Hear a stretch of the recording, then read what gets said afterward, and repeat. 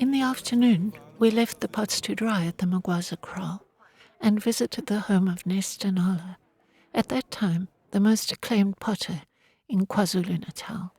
See how that bench is up in front of the door. She's getting dressed. And she's got about 3 pots. Granny's been sick. Sue Greenberg had a long-standing relationship with Nesta, having promoted and sold her work for many years. Sue warned that we might be in for a bit of a wait while preparations were made to receive us. Visits from groups like ours represented sales opportunities. Such delays were accepted without question. By 2003, Nesta was really quite famous. Her work was in high demand, locally as well as internationally.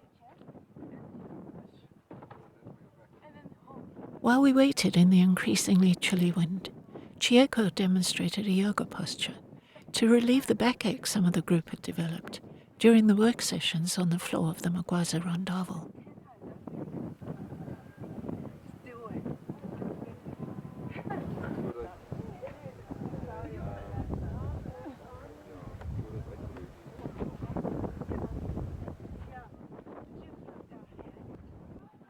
Her preparations complete, Nesta graciously received us into her home studio.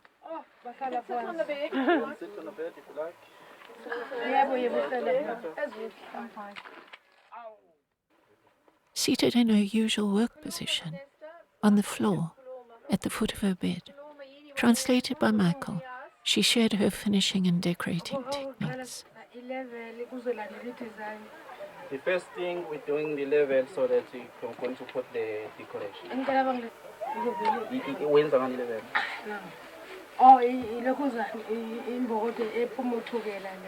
This is a stone from Tugela that you used to make a design. How many years has she had that same stone? Yeah, when I was a small let's do the lock. 2 years. 2 years, and see how she's worn it away. Yeah, it's 2 years. Take a long time to finish up the thing. 2 years, but it's been using 2 years. Does she only use that one, or does she have others? You now am I? Yes. But she likes that one best. You like which one that one? Yes, she likes it. Michael? Yeah. Nankamanzi. She's worried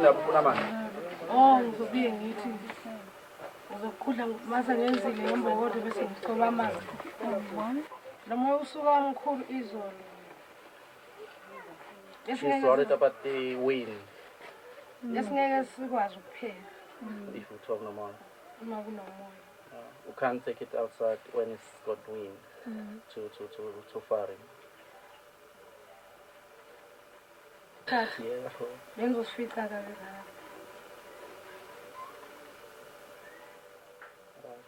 Once the irregularities had been compressed with the flat stone, Nesta smoothed the surface with a little water prior to starting the decoration.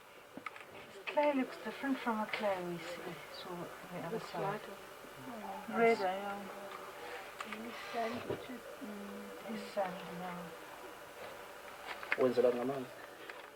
Consolidation of the rim and confirmation of the perfect circularity of the mouth of the pot concluded the forming process. We're going to start to decorate.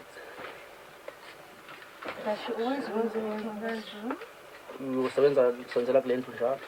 Yes, we used to work on this one. Starting to decorate now. Incising the clay with what appeared to be a large darning needle, Nesta encircled the form with a series of arcs.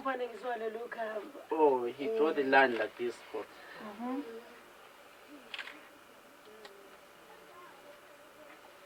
She confessed to not being entirely happy with her lines. This is not nice. Being so closely observed was making her nervous. Nesta drew our attention to the fired pot placed on the floor in front of her, and explained that she was demonstrating for us the technique she had used for its decoration. The second line. The second line.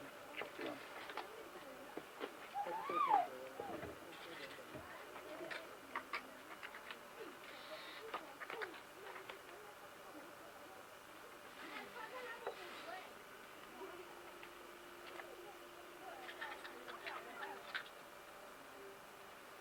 The clay between the two lines was excised with the back of the needle to form a channel into which a soft coil could be added to the already leather-hard form. So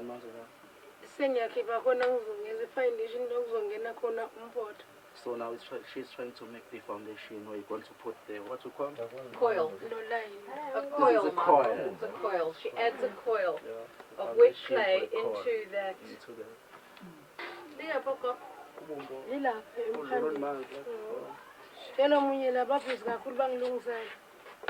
Nenda likuleli phakethe lelethi namanzi elinebumbe lomile ngaphezulu. We're waiting for the clay now.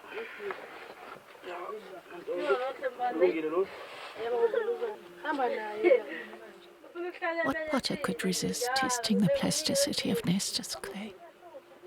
Certainly not Nikki. A poignant moment in retrospect. Nesta had a bad cold. She requested a tissue, and Joan produced a roll of toilet paper from her backpack. Jalo, Nesta.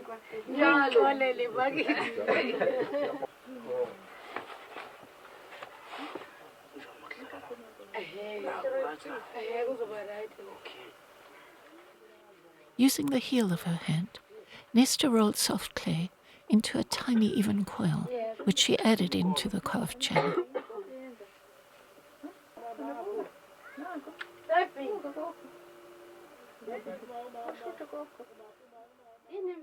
Precise pinching secured the coils, creating raised arcades around the circumference of the pot.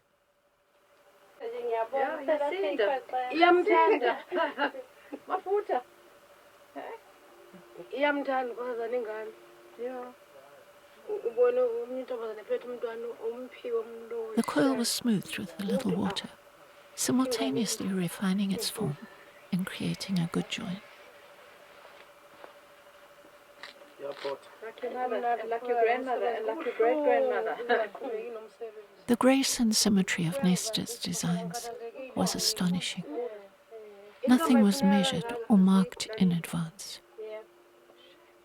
But this seemingly effortless mastery was the result of years of practice and dedication. Born in 1940 into a family of potters, Nesta was trained by her mother, Sipiwe, and began making beer pots at the age of 12. Push it into the pot. You have to wait in first so that you can attach onto the pot. What'd she say? She's complaining about ours. Ours are not so good to do this work anymore. Because she's working. She does it very slowly. But she's not so... Mangaki lo nyaka, Nesta? 63. 63. I mean, I go for impression. Quite a few of them. So the rest of our older women seem to leave a decoration to the younger girls. Nesta's work had evolved out of the traditions of Zulu beer pots into a refined personal style in response to demand from a primarily white market of tourists and collectors. According to research published by the University of Natal, she ceased production of utilitarian beerware in 1976.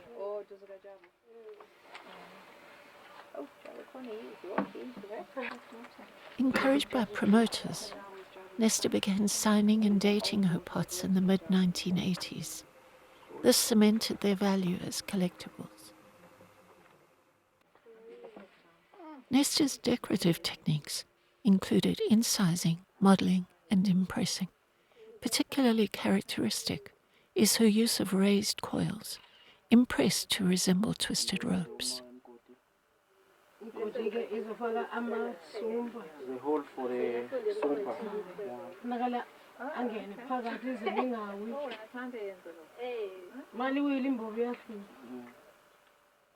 Following the arc of the coil, Nesta excised a row of holes, into which she added small pellets of soft clay. Beyond their symbolic value, amasumpa ingeniously provide a non-slip grip in the lifting of utilitarian beer pots. But in Nesta's work, they were a purely decorative device. Now she's going to get Could you ask her how long it will take for this pot to dry to be ready to fire? Having completed one section of the design, the demonstration came to an end. Nesta carefully wrapped the piece in plastic to prevent it drying out before she could continue the decoration.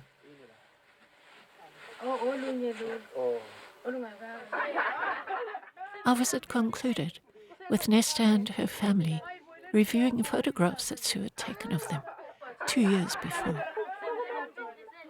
Nesta had mentioned that she was not well, but who could have imagined that within 2 years this venerable icon of South African ceramics would be no more.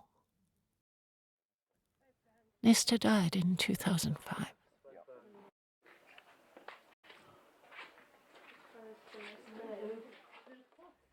Seeing the excitement with which the group examined the available pots laid out for sale in a nearby hut reminded me of how deeply moved I was the first time I saw Nesta's work.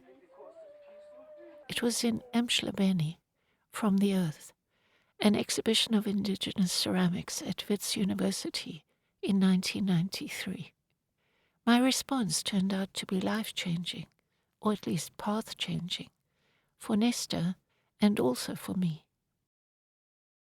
Invited to curate a selection of ceramics to represent South Africa at the Cairo International Ceramics Biennale in 1994, I included a group of Nesta's pieces.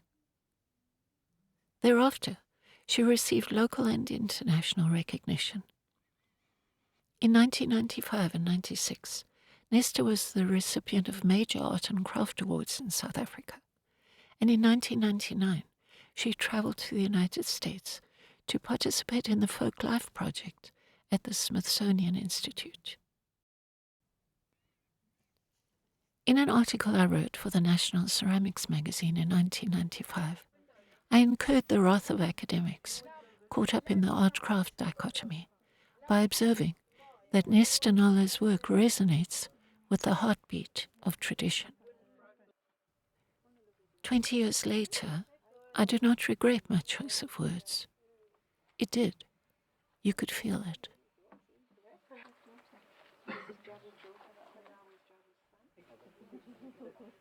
In Nesta's work, I recognized a contemporary manifestation of the born and not made tenets of Minge, and the embodiment of Shibui, the astringent aesthetic of Anglo-Orientalism that I later encountered in the work of Edmund de Waal.